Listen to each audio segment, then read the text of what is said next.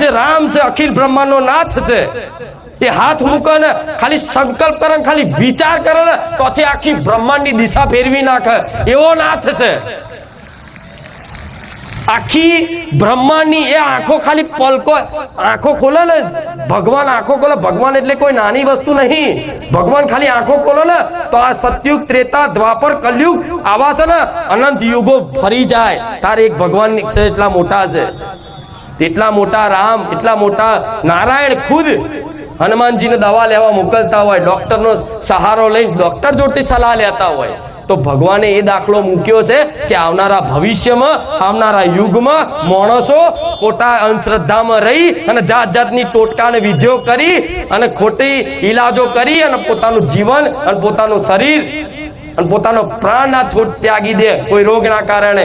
એના માટે ભગવાને આ લીલા કરી મનુષ્યને શીખ આલી, બોધ આલ્યો કે અગર તમારા જીવનમાં કોઈ બીમારી છે, કોઈ તકલીફ છે તો ભગવાન માતાજીનો સહારો તો લો, પણ એના પ્રાર્થના એવી કરો કે માં આ બીમારી છે તારાથી મટે તો તને પ્રાર્થના કરું, ઠીક છે, અગર નહીં મટતી તો માં મને સારો ડોક્ટર મેળવી યાર। હું માતા એવું કહીશ તમે આવી પ્રાર્થના કરો ને તો એવા ડોક્ટર જોડે લઈ જાઉં કે જો એક ઇન્જેક્શનમાં તમને બધું સારું થઈ જાય।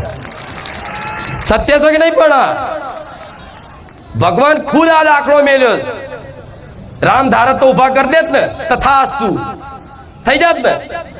ભગવાને દાખલો કેમ મેલ્યો કે આવનારા યુગમાં માણસો આ ટોટકામાં લીંબુમાં ના પડે, કોઈ વારણ કારણમાં ના પડે, પેલા દવાખાને જાય, એના માટે ભગવાને આ દાખલો મેલ્યો।